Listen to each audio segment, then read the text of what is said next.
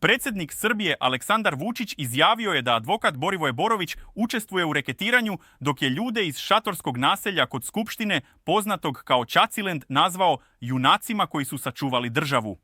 Vučić je rekao da je Borović, kako tvrdi, godinama poznat po reketiranju uz podršku dela pravosudnog i tužilačkog sistema. Naveo je da se, prema njegovim rečima, radi o zatvorenom krugu kriminalaca koji međusobno vrše pritiske i ucene.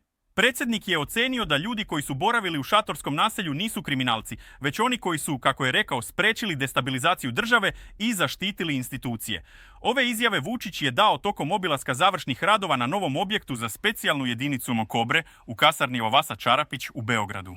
Sa druge strane, Borivoje Borović je ranije, u intervjuu za dnevni list Danas, izjavio da veliki broj njegovih klijenata boravi u Čacilendu, kao i da su, prema njegovim tvrdnjama, pojedini ljudi iz tog parka učestvovali u reketiranju ugostiteljskih objekata. Borović je naveo da policija, prema njegovim rečima, nije reagovala na te navode, kao i da su pojedini lokali navodno zapaljeni nakon odbijanja da plate reket. U zvaničnoj najavi dnevnih aktivnosti predsjednika nije bilo navedeno tačno vreme obilaska kasarne, ali su događaju prisustvovali provladini mediji.